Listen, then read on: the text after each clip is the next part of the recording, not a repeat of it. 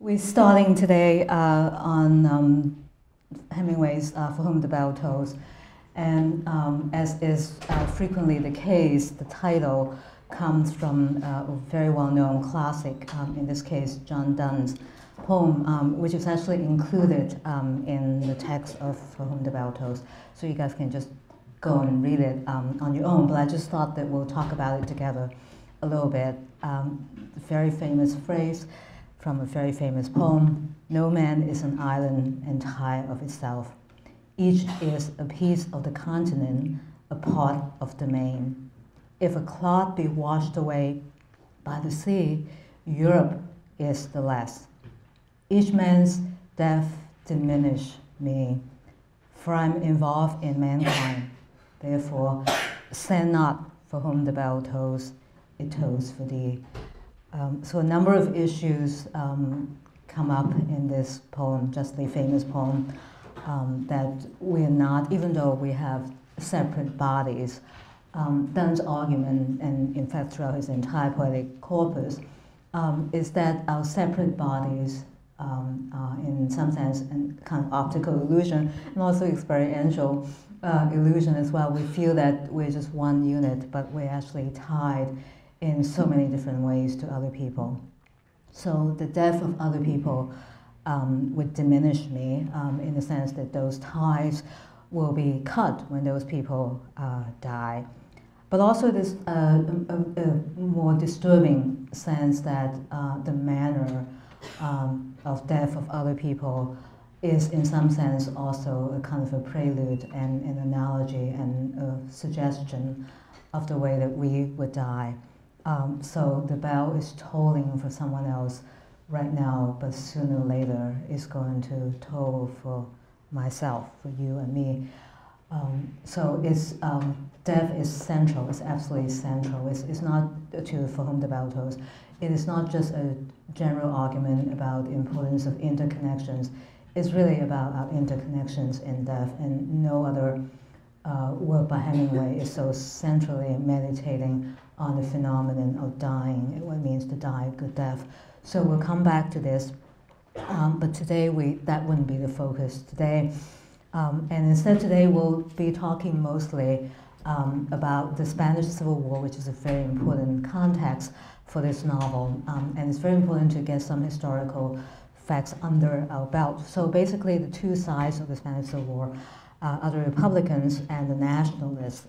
The Republicans are sometimes referred to as the Loyalists, and this phrase is sometimes misleading because it suggests that maybe the Loyalists are on the right, but this is actually not the case. The Republicans are on the whole on the left, but they are loyal to the legitimately elected government. The Spanish Republic had an elected government, and so the Loyalists were loyal to that. They were protecting the Spanish Republic. And the reason we know that they are on the left is that they're backed by Mexico, which is understandable given the Spanish connection, but they were also backed by the Soviet Union. So lots of references to Russians in this novel, from Russian planes to Russian cigarettes to the Russians at the Hotel Gaylord. So lots and lots of Russians, Russian general, in the opening pages of the novel. So the Soviet Union was a central presence in this novel. But more than that, the reason that the Spanish Civil War has gone down in history, is such an important war, is that it was supported by 30,000 international volunteers making up the international brigades, including people from Poland, France, England, and lots of volunteers from the United States. So the United States volunteers, we call it Abraham Lincoln Brigade. And then so all of this is on the Republican side, on the side of the Spanish Republic. And then opposing that, fighting that, and eventually triumphing, prevailing over them, would be the Nationalists. In this novel, Hemingway does not refer to the Nationalists as the Nationalists. The word never comes up. He refers to them as fascists. And the word is such a pejorative ring now that it seems as if he's condemning them ahead of time, but actually In the 1930s, fascist was just a neutral word. That was the party, the fascist party. So even though now historians would refer to that side as the nationalist side, in my lectures I'll be referring to them as fascists just because that's the word that Hemingway uses. And the fascists were backed by Germany and Italy. So we see lots of German planes as well, Italian planes as well. And the victory of the fascists led to the dictatorship of General Franco, who would go on to rule Spain for many years. So we know the outcome of that war, and it's a very tragic outcome according to many people. One of the great photographers of the war was Robert Capa, and fortunately many of his images are now available there in the public domain. So this is Robert Capa photographing the Spanish Civil War, and this is the most iconic image. Is 1936, the death of a loyalist Republican soldier, and most of Capa's pictures tend to be about the death of just one person, very kind of a visceral reaction to the death of that person, and kind of blurry as well, because that's probably how death will feel when it comes to us, is that we don't have a very distinct sensation of that condition when we're going through it. At least I think that's the rationale behind that, other than also the fact that he was just on site taking the picture right there. Here is another picture by Robert Capa, again 1936, to the very beginning of the war. And these people were just college students. This was University City, Madrid. Most of the people who fought in the Spanish Civil War were civilians. They were just students, lots of women, actually. This was a war known for the presence of women fighting. In many ways, because these were just volunteers, it wasn't a very high-tech war. And Robert Capa had a lot of footage about this very low-tech war. And basically, this is the war that we see in For Whom the Bell Tolls. Just one or two people walking through the mountains, just trudging along, talking to small groups of people, completely kind of local initiative, and not just in the cities, but also in the countryside. And we should remember that in For Whom the Bell Tolls is actually behind the lines. They are behind the enemy lines. So they keep, one possibility would be to go back to the Spanish Republic, to cross the enemy line and go back and join with the main forces. But the people that we see in For Whom the Bell Tolls were the guerrillas who would be in conditions such as these. So this is the kind of the iconic images of just civilians fighting to defend the Spanish Republic. But the reason that it was such a big global event was that it was actually an incredibly high-tech war. So it is a very important link between the First World War and the Second World War. And we know that the alliances in the Spanish Civil War, Germany and Italy would go on to become the Axis power in the Second World War. So a very, very important link between those two great world wars. Itself, the Spanish Civil War was a world war of sorts, given the number of international participants. Tanks, very important. The Republicans actually used tractors, but the fascists had real tanks. And we see them, the tanks in full force. And this is the final image of the triumph of the tanks, the fascists entering Madrid, March 1939, and the next month the Spanish Republic surrendered to the fascists. So we know the outcome very well. It was basically a very short war. But because they were defending an elected government, the international sentiment was on the side of the Spanish Republic. And this is a very famous painting by the Spanish painter Juan Miró. But you'll notice that the language is actually not Spanish, de l'Espagne, it's French, because he couldn't stay in Spain anymore after the outbreak of the war. So he had to flee to France, and this was actually an exhibition in Paris. So that's why the language was in French. And French would actually come up a little bit in For Whom the Bell Tolls as well, or at least France. So it's a kind of an interesting side reference that we'll be talking about next time. But lots and lots of images of international aid, once again, mostly very non-military looking people giving aid to the Spanish Republic. So these were artists in London just giving medical supplies. But the Americans were there in full force, and this is the Abraham Lincoln Brigade. They are actually the best equipped volunteers. There were pictures of volunteers from Poland, and they look kind of sad to begin with, even without the fighting. But the Americans were very well equipped, and they looked very healthy and ready to fight. And they were also very, very young, so it was a very glamorous war in one sense because of all the young people who were fighting.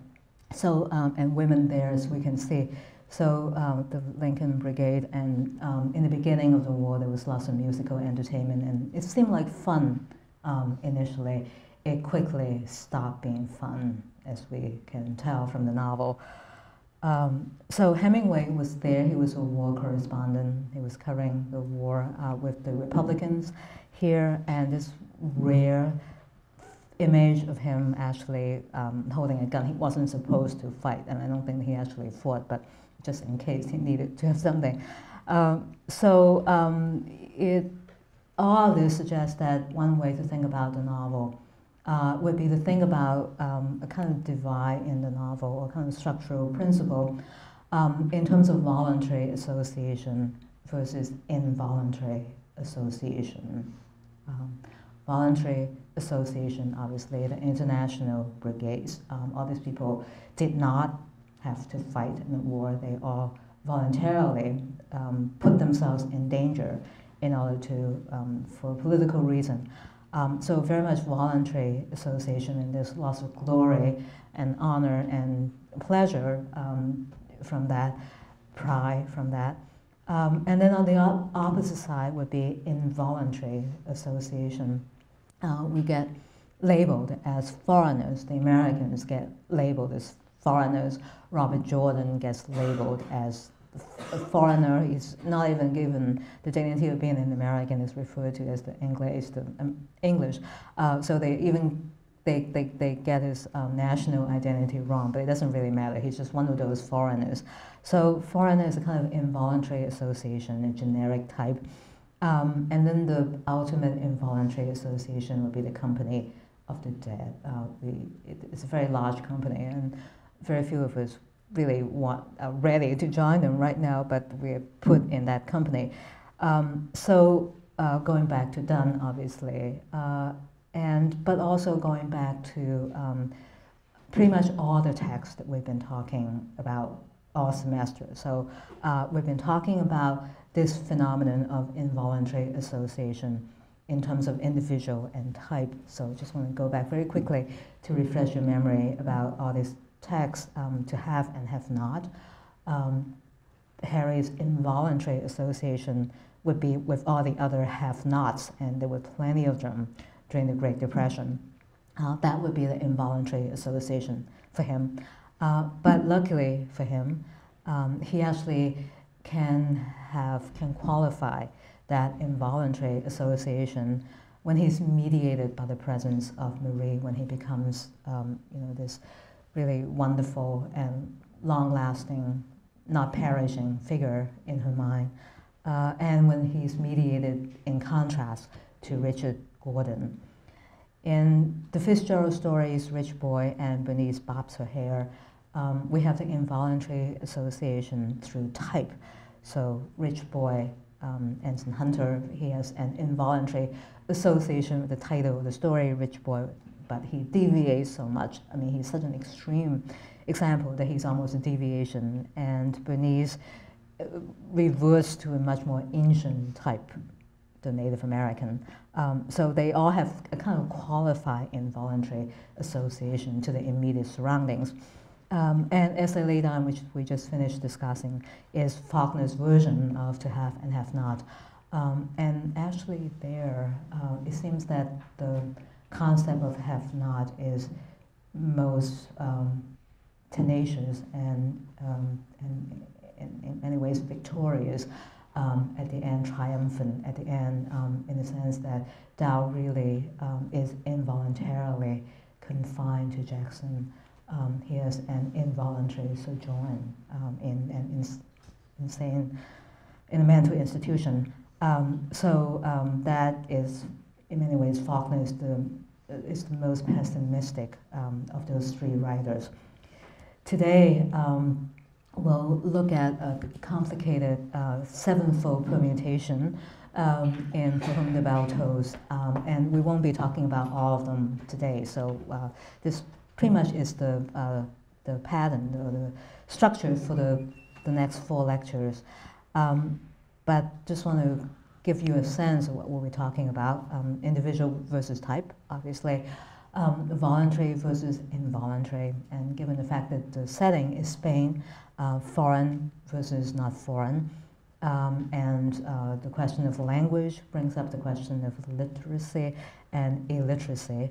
And the relation between the distant home and the on-site environment is going to be very important because the United States actually has quite an important presence in this novel. So with the relation between the United States and Spain, and something that we've been talking about all the way through comic versus tragic, and finally To Have and Have Not. So all of this we'll be talking about in the next 2 weeks. But today we'll concentrate on the concept of involuntary foreigners. And it turns out that there are actually 2 classes of involuntary foreigners. One completely counterintuitive. We would think that the involuntary foreigners would just be Americans. They are the obvious foreigners. And Hemingway gives us multiple instances of when one could be an involuntary foreigner. But I think that he is an astute enough reader of the future and of the sort of the global dimension of the Spanish Civil War to know that the Spanish could also be involuntary foreigners in their own country. This is happening all the time now. Lots and lots of people are involuntary foreigners in the country. It is one of the most common phenomena in the 21st century. Hemingway is portraying some of that already during the Spanish Civil War because of the phenomenon of print illiteracy and because of technological illiteracy that, again, is very, very common. So let's just start on the American side. We know that Hemingway is actually very, very good when he uses in being considerate of those of us who don't know Spanish or who just know a few words in Spanish, that when he uses a Spanish word or a phrase, he would give us the translation almost right away. So we have no trouble understanding the Spanish in the novel. But he does have this interesting stylistic innovation of inflecting the English language in the direction of Spanish. So the classic example is the unidiomatic expression, how are you called, instead of what's your name. We don't go around asking people how you call because Spanish is not really the reference point for us, not for most of us at any rate in this country, not yet. But in Spain, that's how English, that's the form that English would take, even in your own head. If what you would ask people all the time is "Como se llama usted?" How are you called? Literally translated from that, and it's a more formal expression, right? So it's not the to, it's not to someone that you know well. It's a more formal expression addressing someone that maybe you're meeting for the first time, someone who's older, showing more respect for the person and distance from the person. What is the effect of this kind of English, not in Spanish, not translated into Spanish words, but translated into Spanish syntax. It is not a word, it is not the actual translation into Spanish words, but translation using the syntactical structure of Spanish. I think that there are many effects depending on the degree of your degree of knowledge with Spanish, really. It could be irritating, I imagine, actually, for someone who's, for a Spanish speaker. But I think that for people who actually have a kind of very slight acquaintance with Spanish, the effect is a kind of a double alienation. We sort of take note of the fact that this is unidiomatic English, and we're struggling to kind of think of the Spanish equivalent for that. That would be the origin for the English phrase.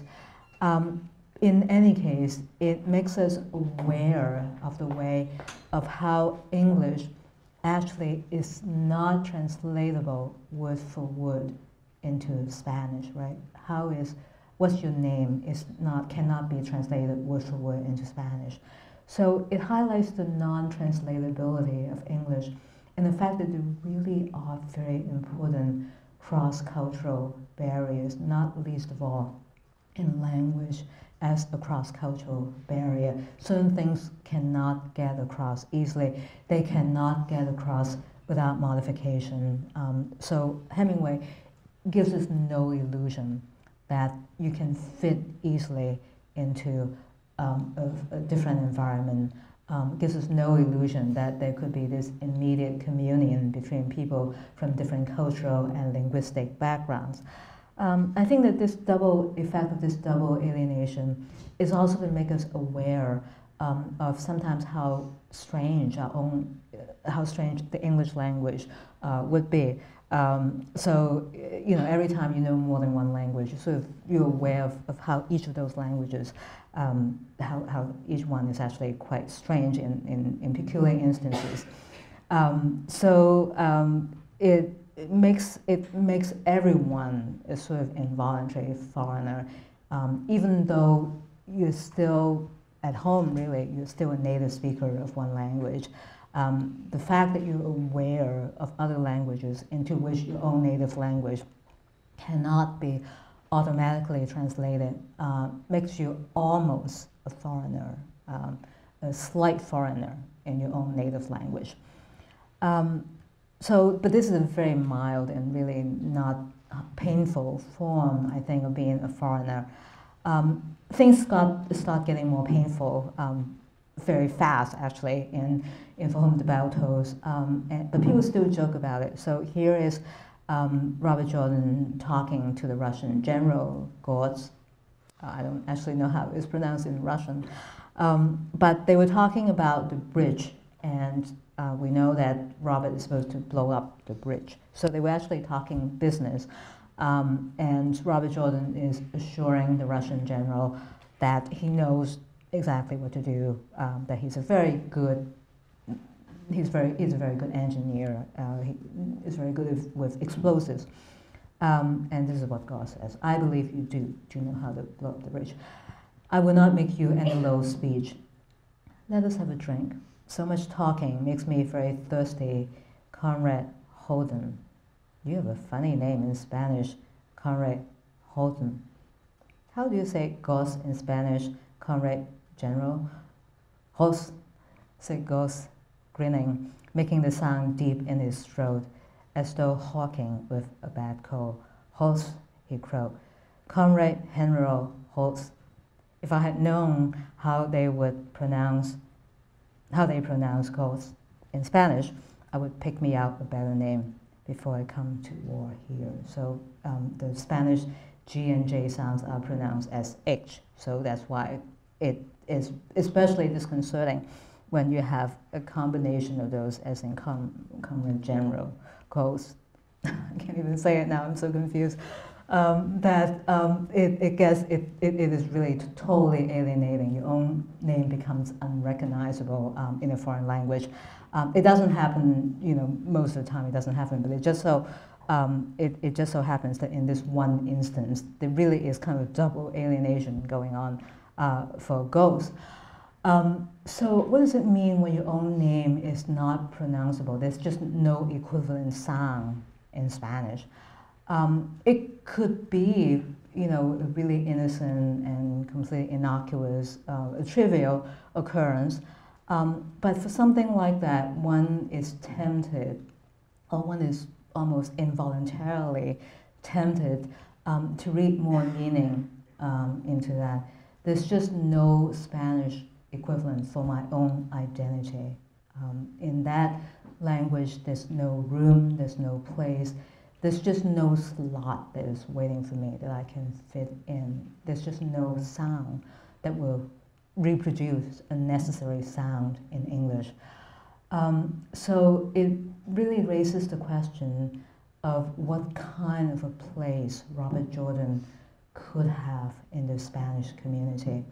If there's no linguistic, if there's no phonetic slot for him in the Spanish language, would there be a social slot for him in that Spanish community? Would there be a functional slot for him in that community? He has a very, very well-defined function. He's there to blow up the bridge.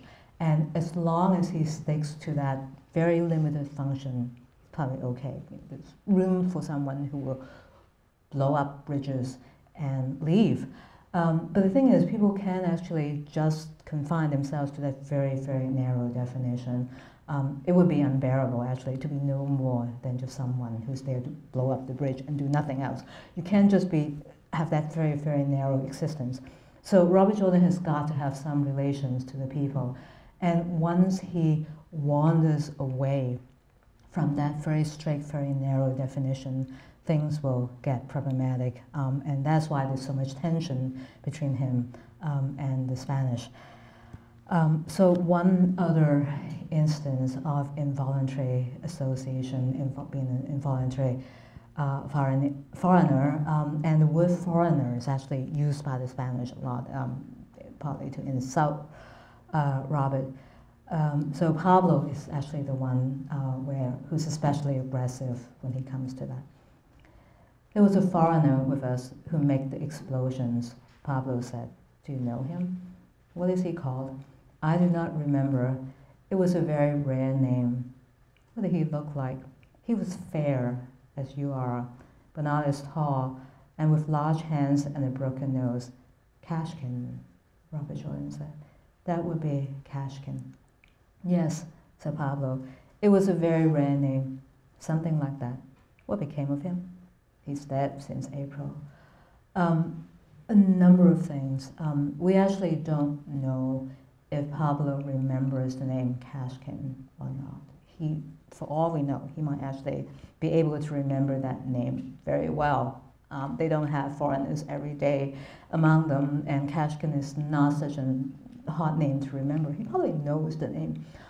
He's emphatic about not knowing the name, not being able to recall the name, even when offered the name. He refuses to repeat the name, something like that. Just a generic foreigner.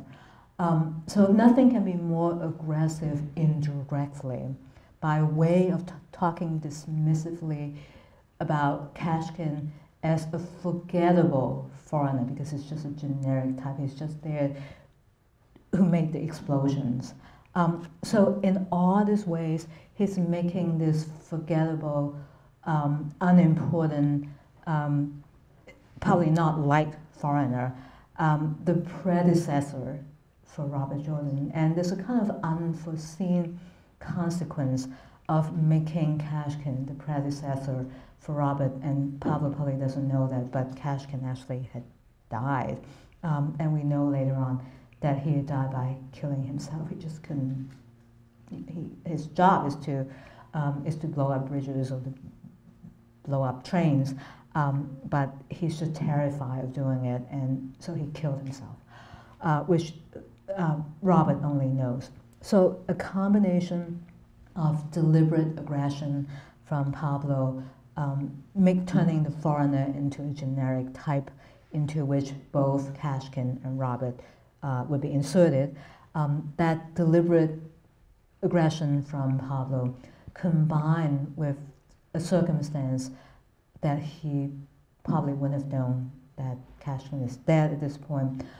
All of this made the dead foreigner, not just a foreigner, but a dead foreigner, the sort of scripted future for Robert Jordan. It's not just that foreigners cannot assimilate into the community, but they also have a tendency to die very soon. That seems to be the forecast for Robert Jordan. So we don't know if this forecast will actually become reality. It's just a possibility at this point. But it's a very, very emphatic possibility that is underscored numerous times actually by other people. Every time Kashkin comes up, how he died, and the fact that he's like Robert in many ways, fair-haired, a foreigner, all those things come up. So it's a kind of a signature, it's a kind of a structural signature, a narrative signature in terms of the punctuation that Hemingway puts into his novel. All those places when we stop and wonder is a similar fate awaiting Robert Jordan, similar to Kashkin.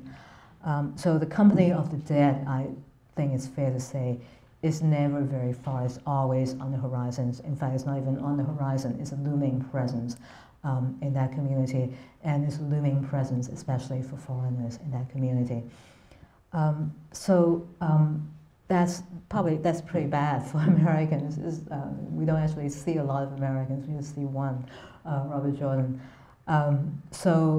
It's pretty bad. The signs and omens are not good. But it seems that the signs and omens are also not great for the Spanish as well. And we can look at the ways in which they are involuntary foreigners in their own countries. And actually, Robert Jordan is also quite aggressive in making sure that the Spanish can sometimes feel like they don't quite own their own country, or they don't know how things are done in their own country. Robert has a piece of paper to prove his credentials, which is necessary given the fact that nobody knows anything about him. So, how would people know that he's on their side? So he has pieces of documents to prove that he is, in fact, well credentialed. So he handed it to the man who opened it, looked at it doubtfully, and turned it in his hands. So he cannot read, Robert Jordan noted. Look at the seal, he said. The old man pointed to the seal, and the man with the carbine studied it, turning it in his fingers. What seal is that? Have you never seen it? No.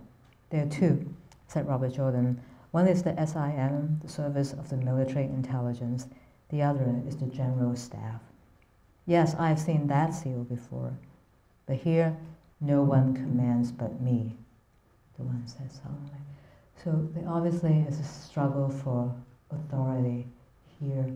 It is a shock to us that Pablo, in fact, all the people that we see in this novel, all the Spanish, that they are all illiterate, and usually we don't even have to specify as print illiteracy, but here it seems especially important to point it out because they're very literate in another sense. We know that Anselmo actually speaks a classical Spanish, Castilian Spanish, which is very pure in this language of literature of Quevedo. So they are actually very literate in the sense that of having a very, very distinguished literary tradition behind them, but oral tradition. So they can read writing. But obviously in the 20th century, earlier than the 20th century, not to be able to read and write is a tremendous liability. So right there, there's one strike against all these Spanish who cannot read their own language in writing. It is Robert the foreigner who can actually read Spanish writing, Spanish script. But there's another level of illiteracy and a print illiteracy. And it goes even beyond language in the fact that there are two seals on that document. Pablo recognizes only one of these views. He doesn't recognize the other one. He doesn't recognize the other one because he's not high up enough on the military hierarchy to have come across the other seal before. So in many ways, it is Robert's way of putting him down, showing that he actually has more knowledge of the military infrastructure than Pablo does. So that's why Pablo's very sullen, angry response is a completely understandable response is, no one commands here but me.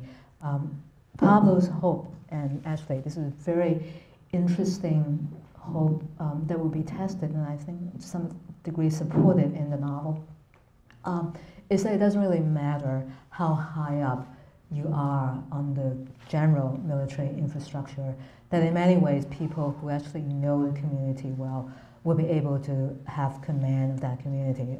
Just saying this now is a possibility, but certainly the contest of authority between Pablo and Robert will be played out throughout the entire novel, one of the most important structural features of this novel. But print illiteracy is both very nameable and it basically defines who you are. But it's a kind of a general condition, but there are more specific instances of illiteracy that I would call technological illiteracy. And it has to do with the high-tech warfare that we've seen is also a central feature of the Spanish Civil War. So here's talking about, and I found myself actually looking for images for lots of military websites to find the images for these weapons.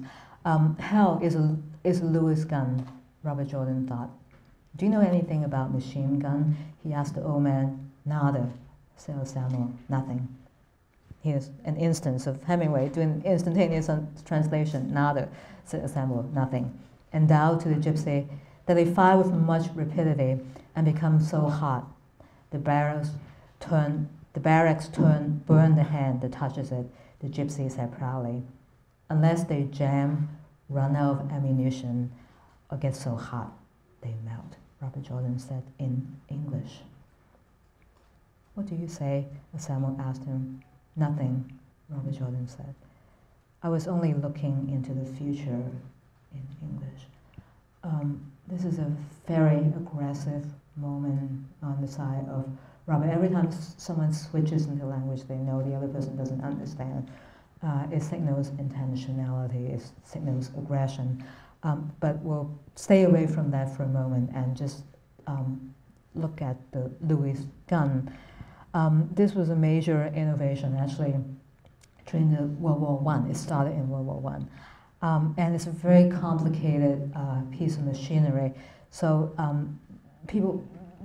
nobody would have a kind of intuitive command of this weapon. And so here's just one instance of the Lewis gun drill. You have to learn to use the gun, and we can see it's a very, very big gun. It's very unwieldy. It's heavy, and also you just can't hold it in your hand. You have to put it on your shoulder and carry it around.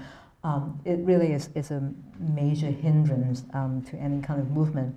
And here is an image of how inconvenient actually, what a pain it is actually to use that gun.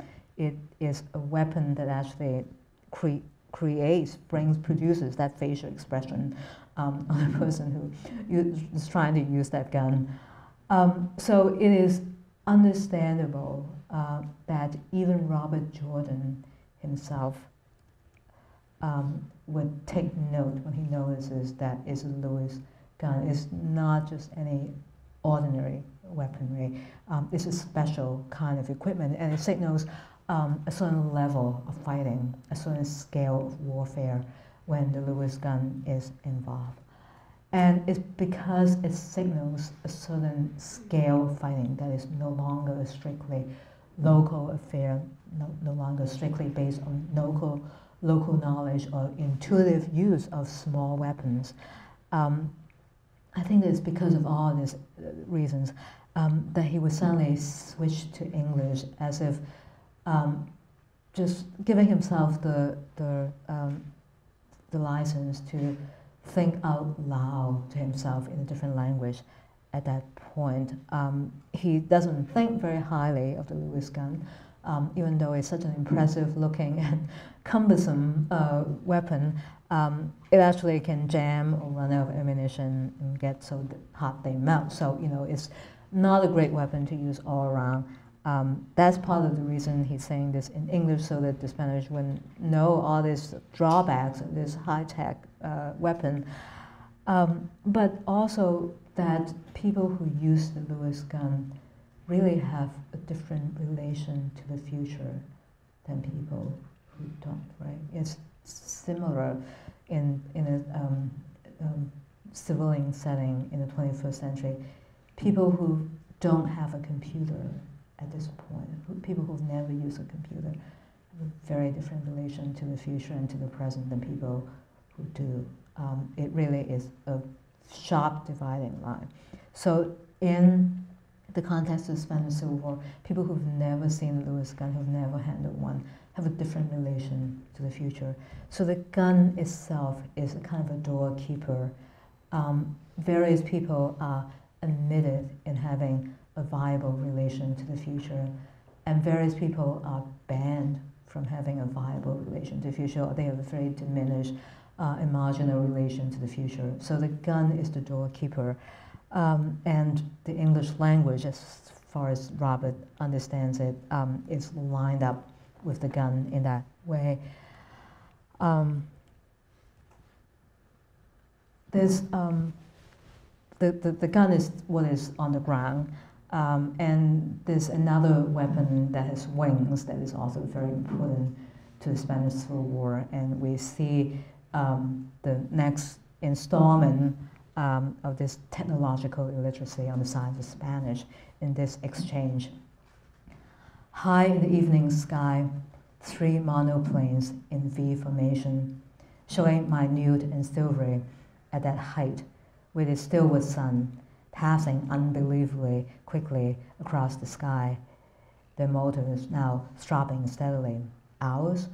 They seem so, Robert Jordan said, but knew that at that height you never could be sure. They are Moscow's, Elsammo said. Robert Jordan could have put the glasses on and been sure instantly, but he preferred not to. It made no difference to him who they were tonight, and if it pleased the old man to have them be ours, he did not want to take them away. Now, as they moved out of sight towards Segovia, they did not look to be the green-red wingtip, low-wing Russian conversion of the Boeing P-32 that the Spaniards called Moscow's.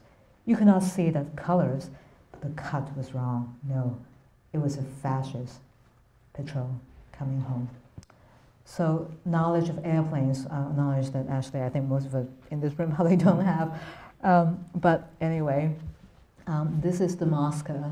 It's a Boeing P-32. You know, I don't know what else to say about it, is that it looks kind of primitive. But that's, actually, I did read somewhere that this is the last of that.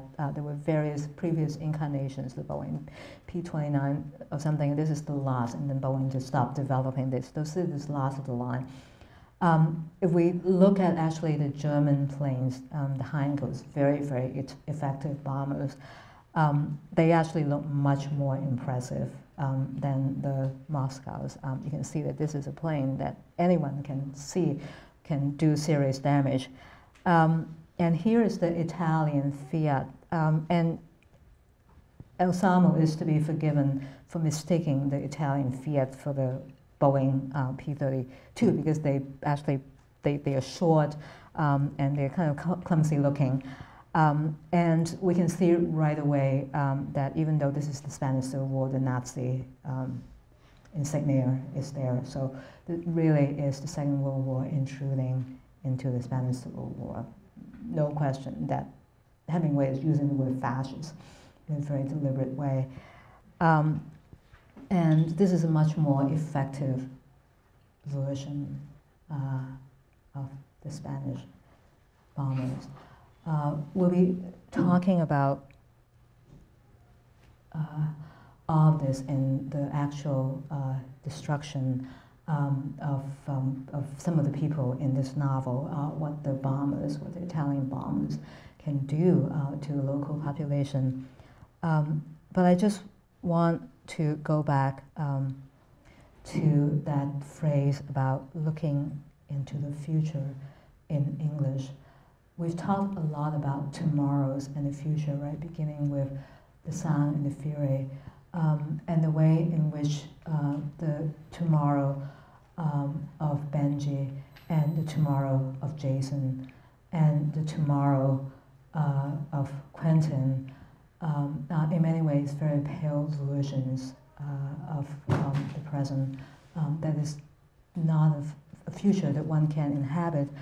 And here it raises the question of whether the future can be inhabited by Spanish speakers who don't know English at all.